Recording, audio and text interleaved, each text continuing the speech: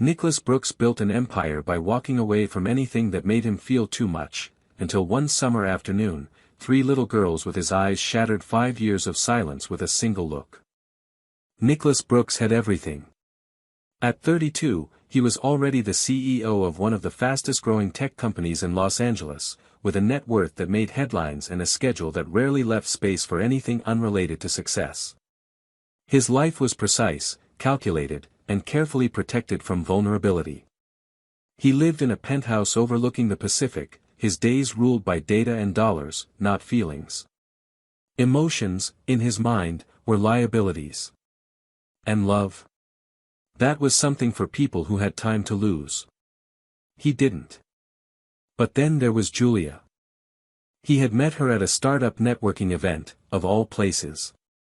She wasn't from his world, not in the way that mattered to investors or shareholders. She wasn't rich, didn't know the language of venture capital or IPOs. She was an art school graduate who taught painting to kids and volunteered at community centers on weekends. She laughed with her whole body, asked real questions, and looked at him like she wasn't impressed by anything he owned. And somehow, that drew him in. For 6 months, they dated quietly. No press. No red carpets. Just late-night walks, take-out on the floor of her apartment, her head resting on his chest while they listened to music he never thought he'd enjoy. With her, he felt real, stripped of all the layers he had built. But even then, somewhere in the back of his mind, there was a wall, an invisible line he refused to cross. Then came the moment he never expected. Julia sat across from him in the small cafe they always went to after her classes. Her hands were wrapped around a paper cup of tea, her fingers twitching nervously. She didn't draw it out. She just looked at him and said, "I'm pregnant." Her voice was soft, but steady. Her eyes, usually filled with light, searched his face for something, hope, maybe, or fear she could live with. Nicholas didn't speak. Not for a full 10 seconds. It wasn't shock that froze him, it was the sudden, suffocating flood of everything he had worked to avoid. A child.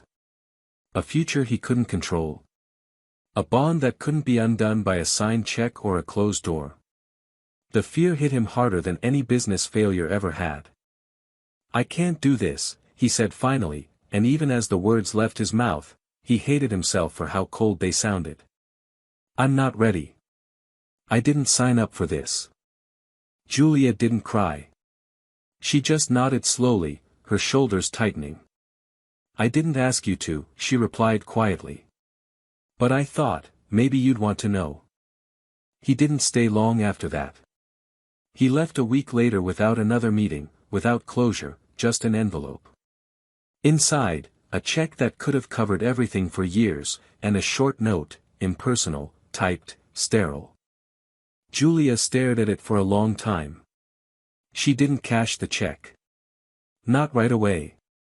Not because of pride, but because her heart was still trying to understand how someone who once touched her like she mattered could leave her in the cold for something so deeply human. She moved out of the city a month later. No contact. No updates. Just silence. And Nicholas? He buried himself in work. He doubled his investments, signed 3 major international deals, and expanded his company to 5 new markets. On the outside, he was thriving. But late at night, when the city lights flickered through his penthouse windows, there were moments, short, sharp, unwelcome, when he remembered the warmth of her hand, the sound of her voice, and the choice he made that couldn't be undone. The day the girls were born, the rain wouldn't stop. It came down in long, heavy sheets, turning the roads to rivers and painting the windows of the small county hospital with streaks of silver. Julia lay in a stiff hospital bed in a room that smelled faintly of antiseptic and worn-out hope. She had arrived alone. No family. No friends. No one sitting in the vinyl chair next to her holding her hand or pacing the room nervously. Just the sound of monitors beeping steadily, nurses calling out codes, and the weight of contractions that came too soon. She was only 32 weeks along, and the doctors were concerned. The babies were small, too small, but they were coming anyway. There was no stopping them. Julia had spent the last 7 months doing everything in her power to keep them safe, working 2 jobs, skipping meals so she could afford prenatal vitamins, and praying, constantly, that the stress wouldn't reach them. But her body had reached its limit. When the nurse told her it was time, Julia whispered their names under her breath, Amber, Lily, and Hope, like a promise, like a spell. She had chosen them long ago, not just for their beauty but for what they meant. Amber, for the warmth she never stopped trying to give them. Lily, for purity and new beginnings.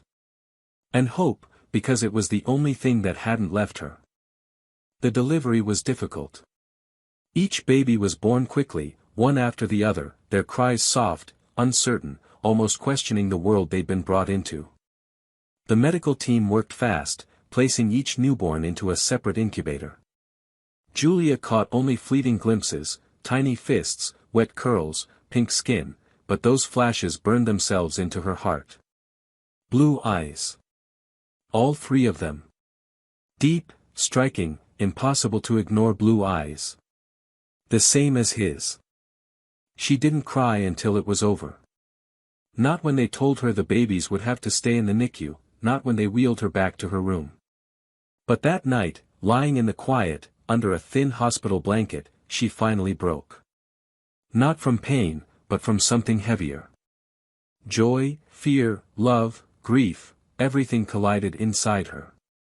She pressed her hand to her stomach, already empty, and whispered, "I will never leave you." The days in the NICU turned into weeks.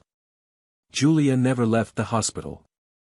She slept in chairs, ate from vending machines, and learned the names of every nurse on the floor. She read to the girls through the incubator glass, sang lullabies when the machines quieted, and whispered stories about the world she wanted them to see. Each day, she held them for as long as she was allowed, feeling the rhythm of their hearts against her chest. When they were finally strong enough to go home, she bundled them in second-hand onesies and buckled them into a donated stroller, her hands trembling not from exhaustion but from something like pride. She didn't have much waiting for them outside the hospital, just a small rented room in an old house, a few boxes of clothes from a shelter, and a makeshift crib made from cardboard and blankets, but she had them. And that was everything. As they grew, people often stopped Julia on the street. They stared at the girls, always asking if they were triplets, always marveling at their identical faces and luminous blue eyes. She would smile politely, nod, and keep walking. What could she say? That their father was a man who had never seen them, never held them, never knew the weight of their tiny bodies in his arms. That they looked like ghosts of someone who once kissed her with promises he never meant to keep. But Julia didn't speak of Nicholas. Not to the girls. Not to anyone. He was a chapter closed, sealed behind a door she refused to reopen. Her focus was survival. Raising 3 daughters on a single income meant rationing groceries, taking night shifts at a diner, and skipping her own doctor's appointments to afford theirs. The girls shared everything: clothes, books, birthday cakes. They wore matching pink t-shirts from a charity drive and played with second-hand toys that Julia cleaned until they shone like new. And yet, the house was filled with laughter. The girls giggled over coloring books, made up songs, and took turns pretending to be the mom when playing with dolls. They fought over who got to stir pancake batter and which one would sit closest to Julia during movie night. There was so much love, raw, unfiltered, and real. Julia gave them everything she had, and in return, they gave her the strength to keep going. Still, in the quiet moments, when the lights were off and the city hummed in the distance, Julia would sometimes find herself staring at their sleeping faces and wondering what it would be like, if only he had stayed. If only he had met them. If only he knew. But those were dangerous thoughts, and Julia had long ago learned that dreaming of what could have been did nothing to change what was. So she kissed each girl's forehead and whispered the same thing she always did: "I've got you. We've got each other." And for now, that was enough. Summer in Los Angeles was unforgiving. The pavement radiated heat, and the air felt like it hadn't moved in hours. Julia wiped the sweat from her forehead with the edge of her worn t-shirt as she guided the stroller toward the bus stop.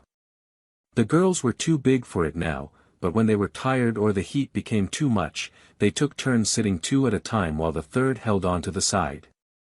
Today, all three insisted on walking, holding hands in a perfect line as they skipped in matching pink t-shirts and slightly too big jeans.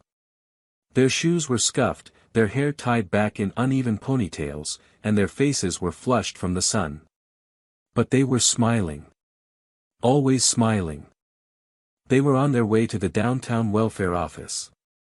Rent was 2 weeks overdue, and the landlord had stopped answering her texts.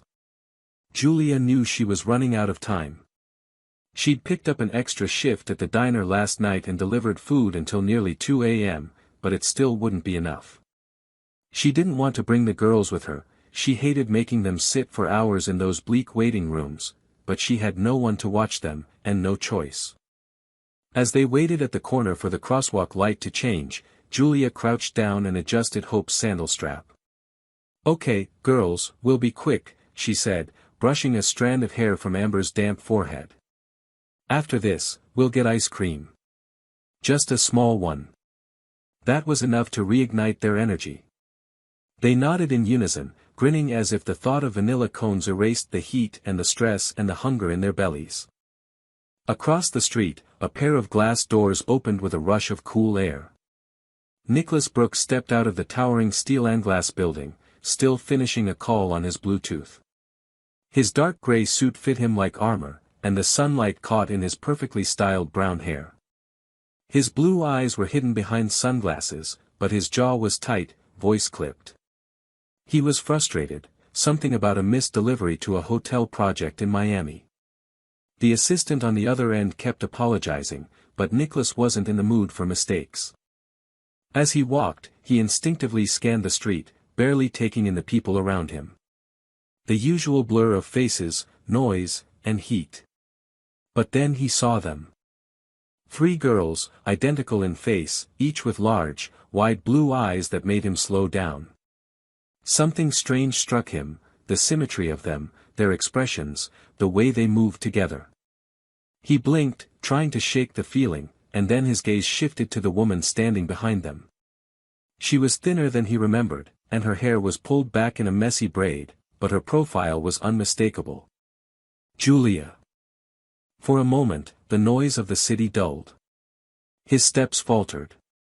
The phone call drifted into static in his ear. His chest tightened with something he hadn't felt in years. Recognition. Shock. Guilt. Julia didn't see him at first. She was helping Lily climb up onto the bench at the bus stop. When she finally looked up, their eyes met. Hers widened slightly, not with surprise, but with a kind of weary resignation, like she had known this day might come. She didn't speak. She didn't wave. She simply stared at him, calm and steady, as if daring him to look away. Nicholas pulled off his sunglasses slowly, as if needing to confirm that what he was seeing wasn't a trick. The girls turned to look at him too, sensing their mother's stillness. For a few long seconds, no one said a word. He looked at them, really looked, and the truth hit him like a punch to the gut. Those eyes. His eyes. All 3 of them. It was undeniable. He took a step forward, breath caught in his throat. "Julia," he said, barely louder than a whisper. She didn't answer right away. Instead, she placed a hand on Hope's shoulder and gave a small, tired nod. Then she met his gaze and said quietly, "They're 5." Just 2 words, but they landed with the force of a confession and a reckoning. Nicholas stared at the girls, who now looked at him with quiet curiosity. No fear, no recognition. To them, he was just a man in a suit. A stranger. He wanted to say something, anything, but all that came out was a shaky breath. "They're mine?" he asked, knowing the answer before the words left his mouth. Julia didn't nod this time. She didn't need to. Her silence was louder than any confirmation. Then, the bus pulled up with a loud hiss of brakes. She looked at him one last time, a mix of sadness and strength in her eyes, and said, "We have somewhere to be." She guided the girls up the steps one by one. Nicholas didn't move. He just stood there, the heat rising around him, watching the doors close. As the bus pulled away, he saw all three girls press their hands to the window, peering out at him with innocent interest. They smiled. He didn't. He couldn't. His heart was thudding so hard it hurt. He had walked out of her life 5 years ago with a check and a goodbye. Now, three blue-eyed faces stared back at him through a dusty bus window. And all he could do was watch them disappear into the city. Nicholas didn't move for a long time after the bus disappeared around the corner. The rush of the street returned around him, honking cars, footsteps, snippets of conversation, but he stood frozen on the sidewalk like a man hit by a wave he hadn't seen coming. His phone was still pressed to his ear, but the call had long since ended. He pulled it away, looked down at it blankly, and shoved it into his pocket as if it no longer mattered. His thoughts were a blur, his mind circling one image over and over again: 3 girls, same blue eyes, same expressions, same impossible truth. 5 years. 5 years, and he hadn't known. 5 years, and she had raised them alone. And they looked just like him. He didn't go back to the office that day. Instead, he sat in his car, parked on a side street, the air conditioning on full blast, but it didn't help. He couldn't get warm. His fingers drummed restlessly on the steering wheel. He kept seeing Julia's face, not angry, not bitter, just tired. That hurt more than if she had screamed at him. She hadn't asked for anything. She hadn't even looked surprised. And that quiet acceptance in her eyes haunted him. He tried to convince himself she should have told him. He had a right to know. But deep down, he already knew why she hadn't. He had made it clear back then, crystal clear, that he wanted no part in any of it. He'd handed her a check and walked away like it was a business transaction, like she and the unborn child didn't mean anything beyond inconvenience. And she had taken that message and built a life without him. A hard life, by the look of it. And now there were 3 little girls who looked like him, moved like him, breathed like him, and they had no idea who he was. That night, he didn't go home. He drove through the city, aimlessly, windows down, as if the air could clear his mind. But nothing could. He found himself parked outside the diner near Koreatown where Julia had once worked when they were dating. He didn't even know if she was still there. But he sat there for an hour, watching waitresses come and go, none of them her. He didn't go in. He didn't ask. He just drove away again, feeling heavier with each mile. He went to bed at 3 a.m. but didn't sleep. Every time he closed his eyes, he saw them, little hands pressed to the bus window, identical grins that pierced through 5 years of silence. The next morning, he made a decision. He didn't send his assistant.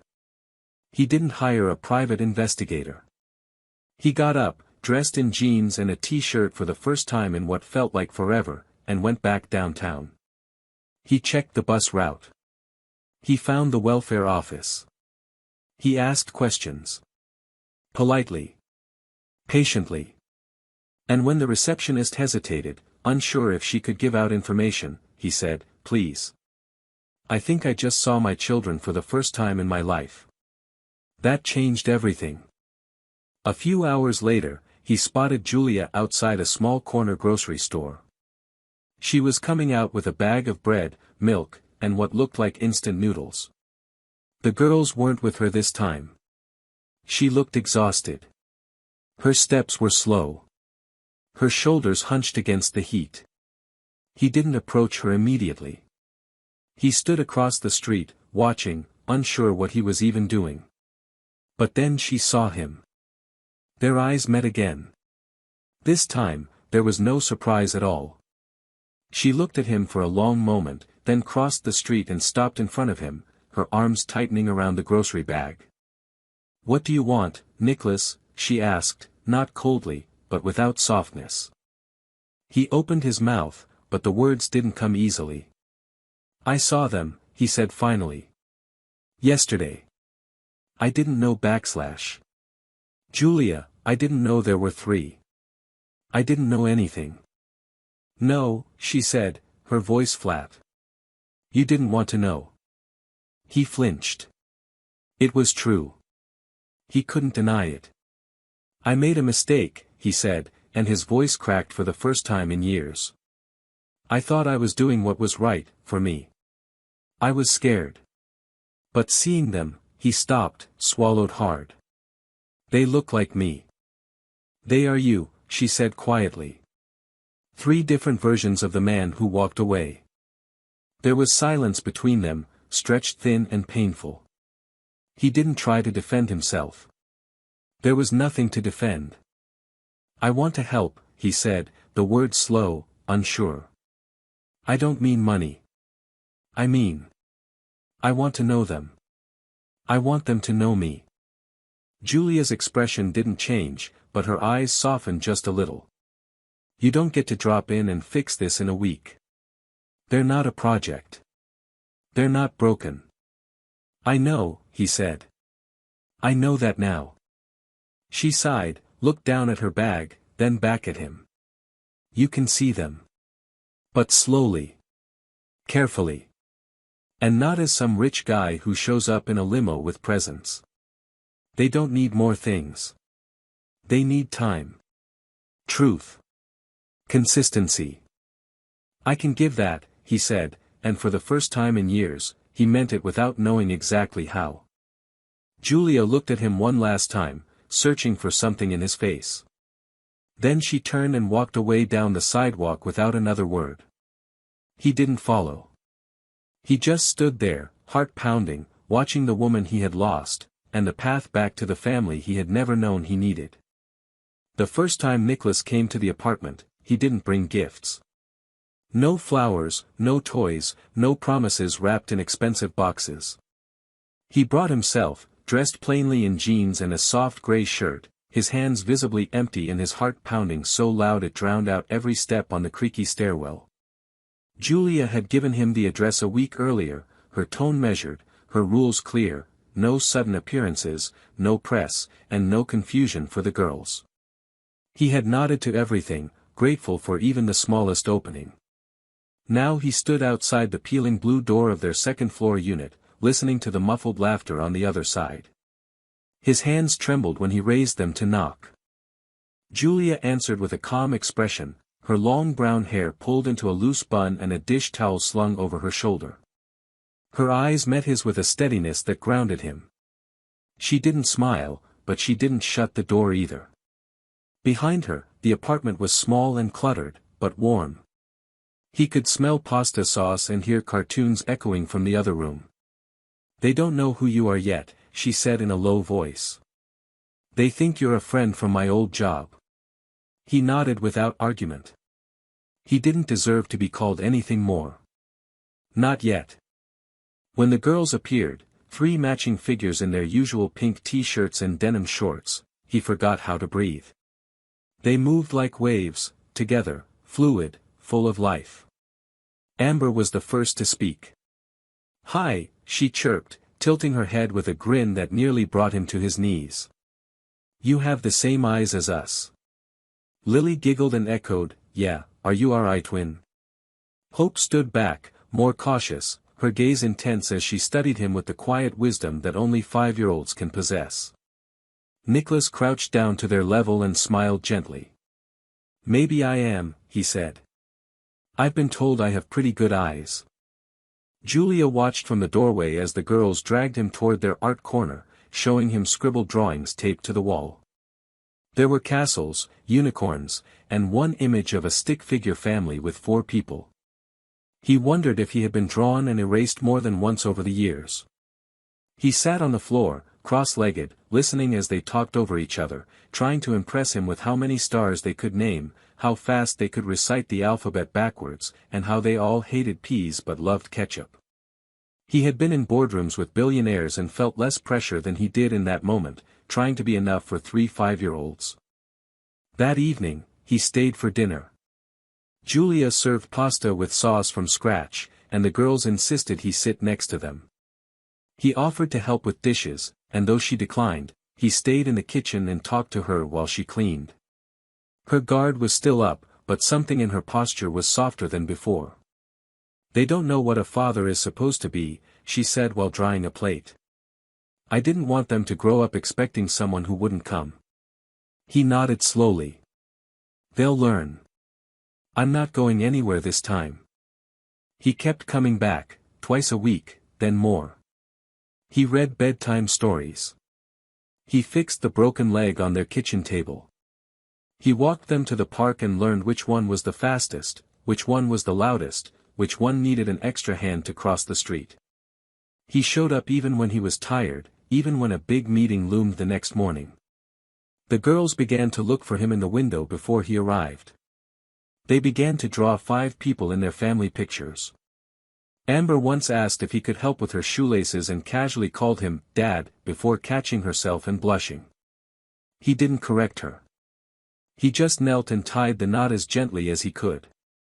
One rainy night, as Julia stood at the window sipping tea, she spoke without turning around. "You know, I thought I hated you." Her voice was low and tired, not angry. "I thought I'd never let you near them. But now / I see them waiting for you. And laughing with you. And I don't know what to feel." Nicholas stood beside her, his hands tucked into his pockets. "You don't owe me anything," he said. "Not forgiveness. Not a second chance. But I owe them everything I have left." She glanced at him then, and though her eyes were still cautious, they didn't push him away. Outside, the rain fell soft and steady, like the rhythm of something old starting again. And inside, for the first time in years, there was room to hope that maybe, just maybe, they weren't as broken as they once believed.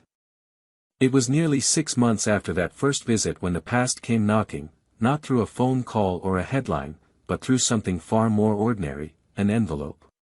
Julia found it wedged into their apartment mailbox, thick and official, with the seal of the county courthouse in the corner. She opened it slowly, her hands already tense, her instincts telling her it was something that would shift the ground beneath her feet.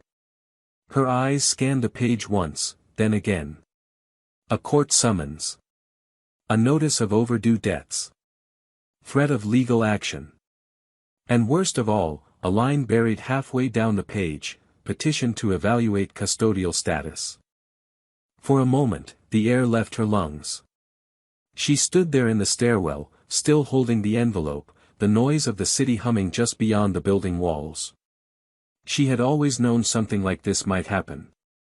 The debts were old, rent from the apartment before this one, unpaid hospital fees from the girls' NICU days, a forgotten loan she'd taken years ago just to cover diapers and medicine.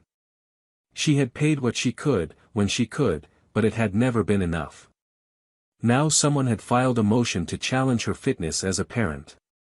Her. The woman who hadn't missed a single bedtime in 5 years. The mother who had gone without meals so her children wouldn't feel hunger. The fear came like a wave, swift and choking. When Nicholas arrived later that evening, he found her sitting on the couch with the envelope in her lap, the lights off except for a single lamp glowing near the window. The girls were already asleep. She didn't look up right away. He didn't speak either. Instead, he knelt in front of her and gently touched her hand. She passed him the letter in silence. He read it carefully, his brow furrowing with every line. By the time he finished, his expression had hardened into something Julia hadn't seen before, not anger, exactly, but a kind of cold, focused determination. "This won't happen," he said, his voice low but steady. "They're not taking them from you. Ever." Julia didn't answer right away. Her voice, when it came, was quieter than usual. "I've fought for so long, Nicholas. I can't lose them. I won't survive that." "You won't have to," he replied. "You're not alone anymore." The next day, he called his legal team, his real legal team, the ones he reserved for acquisitions and international contracts, and told them the only case that mattered now was Julia's. Within hours, papers were filed. Court dates were confirmed. Statements were drafted. But it wasn't just about money. Nicholas insisted on attending every meeting himself. He sat with Julia during depositions. He answered every question with brutal honesty. He didn't try to clean up his past. He admitted he had left. He admitted he had been selfish and afraid. But then he described the girls in perfect detail, their favorite colors, the songs they danced to in the kitchen, the different ways they smiled when they were nervous or proud or trying to hide a secret. He spoke of Julia with unwavering respect. "She's the strongest person I've ever known," he told the judge. "She raised them when I didn't even have the courage to be in the room." In court, Julia sat straight-backed and calm, but her hands were clenched in her lap. She didn't cry. She answered every question clearly, explained her finances, her living situation, her work history. When asked if she had ever received consistent child support, she answered no without flinching. When asked if she regretted not contacting the father, she said, "He made it clear I was on my own. I didn't have time for disappointment, I had children to raise." The judge, a silver-haired woman with sharp eyes and a weary expression, listened in silence. After the final statements, she sat back in her chair, folding her hands together. For a moment, the entire courtroom held its breath. "I've seen many cases," she said at last. "And too often, the ones who disappear never return. But today, I saw a man take responsibility not out of guilt, but out of love. And I saw a woman who never gave up, on her children, or on herself. Custody will not be altered. This family deserves peace, not punishment." Julia exhaled shakily, her body folding in on itself as relief took over. Nicholas reached for her hand under the table. She didn't pull away. Outside the courthouse, the sun had begun to set, casting long golden rays across the sidewalk. The girls were waiting nearby with a family friend, their pink t-shirts bright in the fading light. When they spotted their mother, they ran to her, arms outstretched, laughter bursting like fireworks. Julia dropped to her knees and caught them all at once, tears streaming down her cheeks. Nicholas stood a few steps away, watching, unsure if he belonged in that circle of arms and joy. But then hope turned and reached for him without hesitation, grabbing his hand and pulling him in. "We did it," she squealed. And just like that, he was surrounded too. They weren't just his daughters by blood now. They were his daughters by choice, by effort, by the weight of everything he hadn't done before, and everything he was willing to do from now on. And Julia, looking up at him through tears, gave him the smallest, truest smile he'd ever seen. A beginning, born from everything broken. A chance neither of them had expected, but both of them were finally ready to take. It was strange how quickly the extraordinary could become ordinary. Weeks after the court hearing, life began to settle into a rhythm that felt unfamiliar in its simplicity. There were no looming deadlines from the courthouse, no fear of eviction, no emergency letters waiting in the mailbox. Instead, there were packed lunches and mismatched socks, morning cartoons and arguments over which of the girls got to sit next to Nicholas at breakfast. The chaos was real, but it was a chaos Julia had always dreamed of, the kind that came with laughter and slammed doors and the sound of little feet racing across the floor. For the first time in years, she was not surviving. She was living. Nicholas became a constant in their lives. Not a visitor. Not a guest. He took the girls to school when Julia had early shifts, waited at ballet practice, learned how to braid hair, badly at first, but with practice, he improved. They made pancakes together every Sunday morning, and he taught them how to crack eggs without shattering the shells. It was messy, and loud, and far from perfect, but somehow perfect because of that. At first, Julia kept her distance emotionally, even as she let him into the day-to-day world of their daughters. She wasn't cold, just guarded. She still remembered the sting of being left behind. The wound wasn't fresh anymore, but it had left a scar. Sometimes when she watched Nicholas reading to the girls, or when she saw how naturally they leaned against him, laughing and whispering secrets in his ear. A part of her wanted to believe he was the man they needed. But the fear still lingered. What if this was temporary? What if one day, he realized how much work this all was and disappeared again?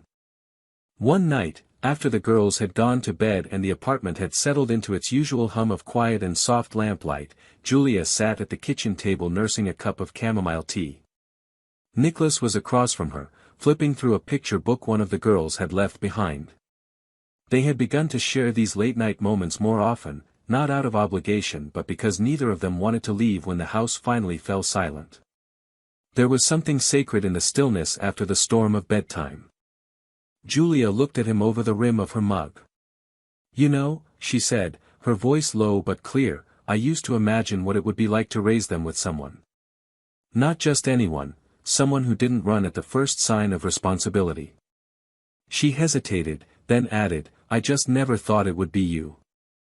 Nicholas didn't flinch. He closed the book and met her eyes. "I never thought it would be me either," he admitted. "I thought walking away made me strong. I thought staying detached meant I was in control. But the truth is, I've never been more scared in my life than the day I saw them for the first time." Julia nodded slowly. "And now?" "Now I'm still scared," he said honestly. "But not of them. Not of this. I'm scared of losing it. Of doing something wrong again." "You're doing more right than wrong," she said quietly. The silence between them stretched, not tense but thoughtful. Nicholas looked down at his hands, then back at her. "I don't expect forgiveness, Julia. I don't even know if I deserve it. But I'm here. I want to be here. For them. And if you'll let me, for you too." She studied him, her heart warring with itself. He had changed, that much was clear. Not just in words, but in the way he moved through their lives, with care, with patience, with humility. The girls adored him. Not because he was rich or impressive, but because he made time for them, saw them, really saw them. And Julia, who had spent so long building walls around her heart, realized that maybe, just maybe, she wanted to let someone in again. She reached across the table, her fingers brushing his. "Don't say things you're not ready to prove." "I won't," he said. And this time, she believed him. That night, when Nicholas left, he kissed each girl on the forehead as they slept, then paused at the door with a look of quiet wonder. Julia stood beside him, arms folded loosely across her chest, watching him with a softness that hadn't been there before. He turned to her, and without saying a word, she gave him a slow nod. Outside, the city glowed with its usual restlessness, but inside that little apartment, something steady had begun to form, a kind of peace neither of them had known they were capable of. A home. Not built in marble or glass, but in bedtime stories, shared dinners, and second chances taken slowly, carefully, one day at a time. A full year had passed since Nicholas first stood frozen on that sunlit street, watching a bus pull away with three blue-eyed girls pressed against the window. The man who once built his life around silence, power, and control was now someone entirely different, still sharp, still commanding in a boardroom, but softer around the edges, fuller in the ways that mattered most. His calendar, once guarded like a fortress, now had gaps labeled school pickup, family night, and field trip. His colleagues noticed the change, and though some whispered, others quietly admired the evolution of a man who had finally figured out what legacy really meant. On a warm Saturday morning, the kind of day Los Angeles sometimes gave as a reward for surviving a brutal week, the apartment was alive with motion. The girls were in the living room, spreading crayons and colored paper across the floor, arguing playfully over which color should be used for the sun. Amber insisted on orange, Lily argued for yellow, and Hope, as usual, tried to mediate. The room smelled like cinnamon pancakes, the kind Nicholas had learned to make from Julia after 3 hilariously failed attempts. Julia stood in the kitchen, hair loose, wearing one of his old shirts as she stirred something on the stove. Her laugh, once so rare, now came easily. She looked over her shoulder and caught him watching her, his shoulder leaning against the doorframe, coffee in hand, barefoot and still blinking sleep from his eyes. They shared a glance that needed no words. The girls called for him, and he went to them without hesitation, dropping to the floor and immediately being assigned parts in their family picture drawing project. Each girl had a specific job. Amber drew the house, Lily the sky, and Hope the people. When they were done, they handed him the finished picture like it was a sacred scroll. In crayon and glitter glue was a little house, surrounded by 5 stick figures, 3 small girls with ponytails, a woman with long hair, and a tall man with messy scribbles on his head and a big blue heart drawn over his chest. Beneath it, written in uneven letters, was a single sentence: "This is our forever home." He swallowed hard.